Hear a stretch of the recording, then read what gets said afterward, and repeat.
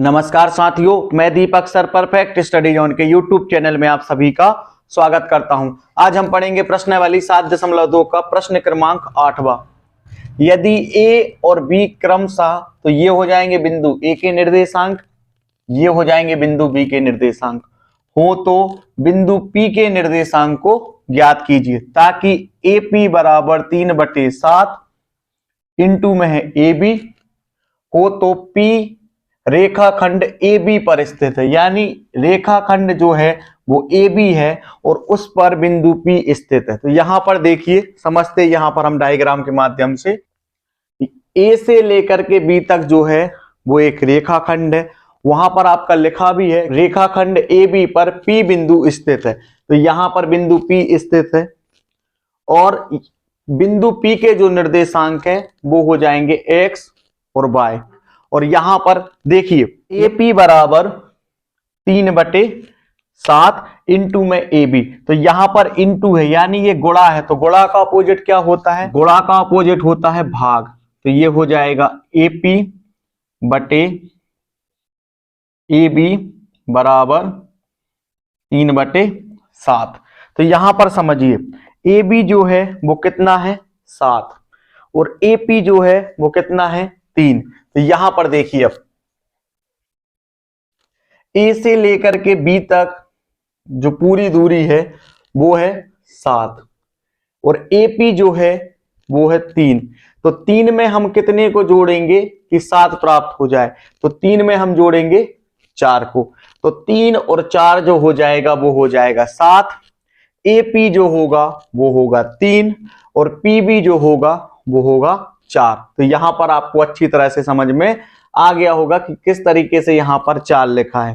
तो अब हम इसको आगे हल करते हैं। तो यहां पर देखिए ए पी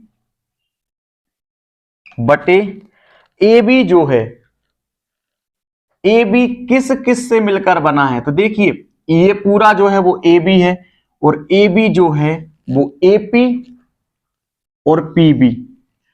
ए पी और पी बी से मिलकर के क्या बना है? A B. तो हम क्या करेंगे, ए बी के स्थान पर क्या लिखेंगे?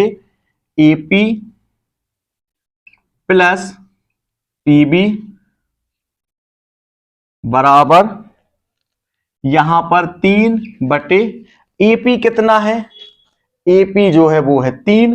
तो ए पी के स्थान पर हम क्या लिखेंगे? 3। यहां पर प्लस है तो यहां पर प्लस लगा देंगे। इसके बाद पी बी कितना है?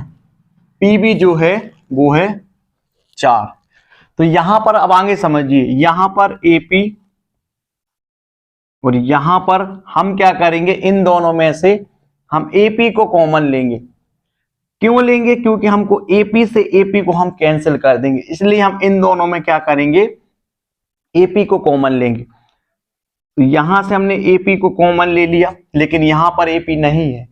तो अभी ध्यान से देखना किस तरीके से हम यहां पर ए पी को ले आएंगे और इसके मान में जो पीबी के जो मान होगा ना उसमें कोई परिवर्तन नहीं आएगा। ऐसा हम क्यों कर रहे हैं? क्योंकि यहां से हम एपी को बाहर निकालना चाह रहे हैं, जिससे ये वाले एपी से ये वाले एपी को हम कैंसिल कर दें। तो देखिए यहां पर एपी है तो यहां पर हमने एपी को तो बाहर निकाल दिया, तो यहां पर हम क्या लिखेंगे? 1, क्योंकि अगर हम एपी में 1 का गुणा करेंगे तो हमको एपी प्राप्त हो जाएगा। अच्छी तरह से आपको समझ में आ गया होगा। यहां पर देखिए प्लस है तो यहां पर हम प्लस लगाएंगे। यहां पर पीबी है तो हम क्या करेंगे, पीबी यहां पर कॉमन में हमने क्या निकाला है? कॉमन में हमने निकाला है एपी।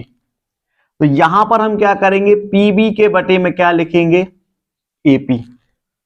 क्योंकि एपी से एपी कैसा हो जाएगा? कैंसिल हो जाएगा। तो पीबी जो है वो उसी अवस्था में प्राप्त हो जाएगा। तो यहां पर हम क्या करेंगे, पीबी के बटे में क्या लिखेंगे?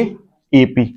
किस तरीके से यहां पर हमने लिखा आपको समझ में आ गया होगा। देखिए अब इस फॉर्म से हम इसको इस फॉर्म में कैसे लाते हैं? एपी का गुणा होगा 1 में, एपी प्राप्त हो जाएगा। ये वाले एपी से ये वाला एपी कैंसिल हो जाएगा, क्या बचेगा? पीबी। तो यहां पर पीबी प्राप्त हो जाएगा। अच्छी तरह से आपको समझ में आ गया होगा। अब यहां पर हम बराबर है तो बराबर लगाएंगे, यहां पर 3। अब यहां से हम क्या करेंगे, यहां ऊपर 3 है तो नीचे भी हम क्या करेंगे, 3 को कॉमन ले लेंगे, क्योंकि ये वाले 3 से ये वाले 3 को हमको कैंसिल करना है। अब यहां पर हम क्या करेंगे, इन दोनों में से हमने 3 को यहां पर हमने कॉमन ले लिया, तो यहां पर 3 है, तो इस 3 में हम कितने का गुणा करेंगे कि हमको 3 प्राप्त हो जाए, 1 का। तो यहां पर हम लिखेंगे 1, 3 एकम 3, यहां पर प्लस, तो यहां पर प्लस लगाएंगे।